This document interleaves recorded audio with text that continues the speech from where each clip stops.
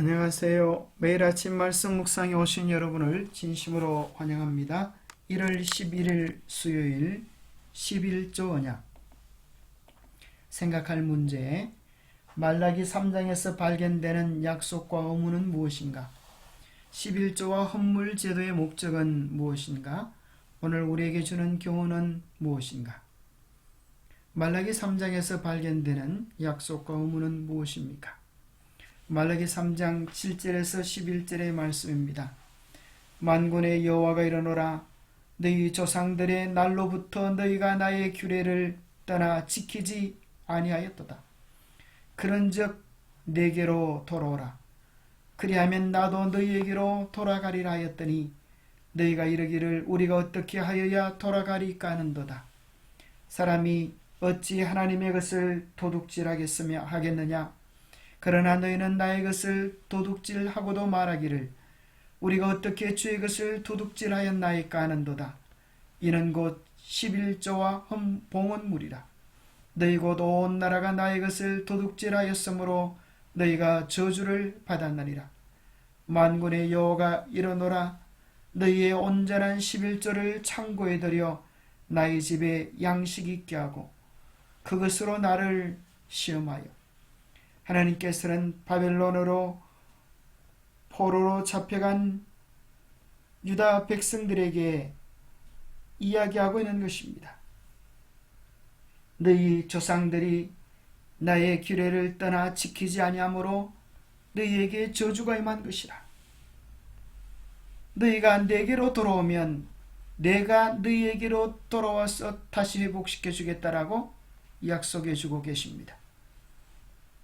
하나님께로 돌아가면 하나님께서 그들을 위하여 다시 돌아오실 약속을 더해 주십니다. 둘째는 그들이 하나님과의 11조 언약에 충실할 때에 하늘 문을 열고 너희에게 복을 쌓을 곳이 없도록 붙지 아니하나 보라 약속하셨고, 세 번째는 만군의 여호와가 이르노라 내가 너희를 위하여 메뚜기를 금하여 너희 토지 소산을 먹어 없애지 못하게 하며 너희 밭에 포도나무 열매가 기한 전에 떨어지지 않게 하겠다. 재난과 어려움들로부터 지키고 보호해 주실 약속을 하고 계신 것입니다. 이스라엘 백성들이 하나님과의 언약 관계에 충실하지 못할 때에 그들은 언약이 깨트려진 결과를 당할 수밖에 없었습니다. 그것이 바벨론으로 포로 가는 것이었고 그 나라가 참으로 이방 땅에서 고난과 어려움을 당하는 것이었습니다. 그러나 그들의 마음이 하나님께로 돌아가면 하나님께서 그들에게 돌아오셔서 이전의 영광과 행복을 회복시켜 주실 약속을 되주셨습니다. 충실한 11조 생활과 우리가 하나님과 맺고 있는 관계 사이에는 매우 밀접한 영적 연관성이 있다. 이스라엘 백성들은 하나님께 순종하고 11조를 구별하는 일에 충실했을 때 번창했다. 반대로 그렇게 하지 않았을 때는 큰 어려움과 마주했다. 그들은 순종과 분영, 불순종과 시련의 주기를 반복했다.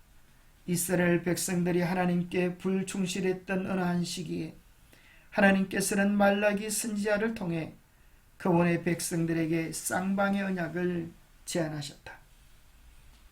이 쌍방의 언약이 조금 전에 읽었던 말라기 3장에 나와 있는 약속입니다.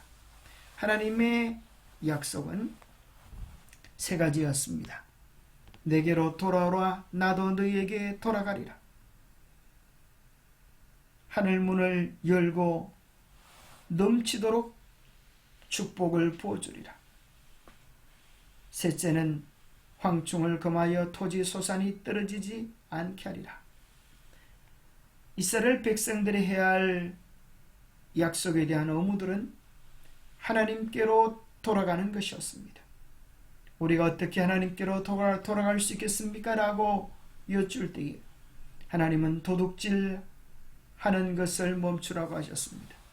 그것은 온전한 11조와 헌물을 하나님의 창고에 드림으로 표현할 수 있는 것이라고 말씀하셨습니다. 청지에게 보내는 권면 69페이지 71페이지에 보면 11조 제도는 아담의 때부터 시작된 것이라고 말씀합니다. 이것은 태초부터 주의 지시에 의하여 주의 것으로 성별되어진 것이었습니다.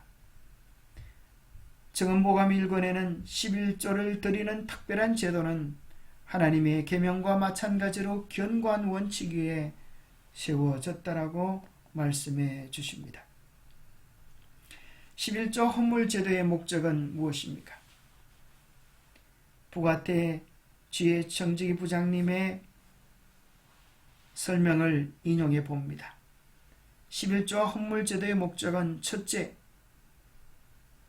우리가 소유한 모든 재물들이 하나님의 것이고 하나님께서 복 주시고 인도하셔서 우리가 누리고 있음을 인정하는 우리의 신앙의 고백이라고 이야기하는 것입니다. 소유한 재물을 하나님의 소유로 인정하는 것. 둘째는 재물로서 사람을 마음을 하나님께로 이끄는 것. 세 번째는 우리 마음속에 있는 이기심과 탐심을 제거하기 위하여 11조 제도가 필요하다고 말씀하시고, 네 번째는 11조 헌물 제도를 통하여 복음 사업의 재정적 지원을 할 수 있고, 넷째는 하나님께 대한 청지기의 충성의 시금석으로서의 목적이 있다고 말씀하십니다. 11조 헌물을 어떻게 드릴 것인가? 1. 능력과 축복에 따라 드릴 것이다. 11조는 모든 사람에게 일률적으로 정해진 것이 아니라 하나님이 주시는 축복의 크기에 따라 정할 것입니다. 두 번째는 조직적으로 드릴 것입니다. 셋째는 희생적으로 드릴 것이고, 넷째는 무엇보다도 그의 마음에 사랑이 동기가 되어 드릴 것이고, 다섯 번째는 즐거운 마음으로 드릴 것이며, 여섯 번째는 미리 준비하여 정성으로 드리고, 일곱 번째는 하나님 앞에서 우리 각자가 대답해야 할 개인적으로 드려야 할 문제라고 설명해 주시고 계십니다.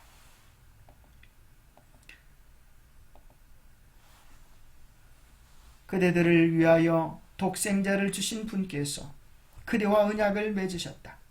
주님께서는 그대에게 축복을 주시고 그에 대한 합당한 반응으로 11조 헌물을 가져오라고 하신다. 아무도 이 문제에 관해서 듣지 못했다고 말하지 못하게 하라. 11조 헌물에 관한 하나님의 계획은 말라기 3장에 분명히 기록되어 있다. 하나님께서는 인간 대리자들에게 그들과 맺은 언약에 충실하라고 요청하신다. 하나님은 우리를 복 주시고 우리의 삶을 인도해 주시고, 우리는 그 축복을 받아 누리는 삶의 고백으로 하나님의 언약에 충실하라고 요청하고 계십니다.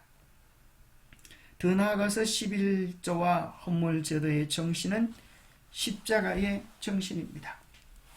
그리스도의 십자가는 복되신 구주를 따르는 모든 사람에게 자비한 마음을 가지라고 호소한다. 그곳에서 실정된 원칙은 주라는 것이다. 실제적인 자선과 선한 행실은 그리스도인 생활의 참된 열매이다. 세상 사람의 원칙은 가지라는 것이다. 이렇게 하여 행복을 얻은 줄로 기대하지만 모든 면에서 그 열매는 비극과 죽음이다. 우리가 이 세상에서 그리스도의 십자가의 정신, 그 원칙을 가지고 사는 것은 남에게 주는 것이고 베푸는 것이고, 이것이야말로 진정한 그리스도인 생활의 참된 열매입니다. 반대로 세상의 원칙은 가지라 하는 것이고, 가지라 하는 것으로 더욱 풍성해질 줄 알지만 그 마지막은 비극과 죽음이라고 말씀해 주십니다.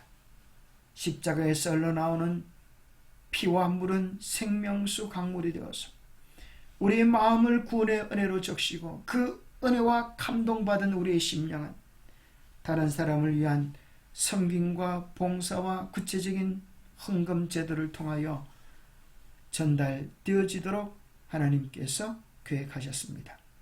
이 아름다운 계획에 순종함으로 우리의 삶이 풍성한 축복의 통로가 되기를 소망합니다. 조직적으로 시행해야 할 신성한 의무, 그리고 우리는 어떤 것도 마땅히 그분께 돌려드려야 할 11조 헌금을 그분에게서 도둑질하도록 유혹하게 허용해서는 안 된다. 우리는 사람들에게 대한 자선행위와 풍성한 선물을 주신 하나님께 대한 감사를 나타내는 데 있어서 지성적이요, 조직적이요, 지속적이어야 한다. 이것은 우연히 하거나 충동이나 감정에 지배되어 행하기에는 너무도 신성한 의무이다. 하나님께서 끊임없이 매일매일 순간 우리의 필요를 채워 주시듯이 우리도 거기에 대한 반응은 지성적이요, 조직적이요, 지속적이 되어야 할 것입니다. 기도하겠습니다. 하나님, 우리에게 귀한 하늘의 사랑의 은혜와 돌보심 때마다 함께 주셔서 감사합니다. 이스라엘 백성들이 그 언약에 충실하지 못할 때에 언약이 망가지고 신명기 18장에서 약속되어졌던 그 언약 속에 있는 저주가 그들의 삶에 내려졌음을 보게 되어집니다. 우리의 삶에 언제나 하나님과의 언약에 충실하게 도와 주시옵소서. 하나님의 사랑과 인도와 보호하심이 우리에게 분명한 것처럼 우리도 우리에게 주신 언약에 충실함으로 우리를 통하여 아름다운 생명의 통로, 축복의 통로, 복음의 통로, 은혜의 통로로 쓰여져서 은혜의 강물이 아름다운 주의 농원에 모자라지 않도록 축복하여 주시옵기를 우리 주 예수 그리스도로 머지하여 간절히 간구하옵나이다. 우리가 마땅히 드려야 할 것들을 주님께 드릴 때 하나님은 준비해 놓으신 한없는 은혜와 사랑을 더욱 지속해 주실 것입니다. 그 영원한 하나님의 축복의 통로로 넉넉히 쓰여지는 우리 모두가 되시기를 축복합니다. 감사합니다.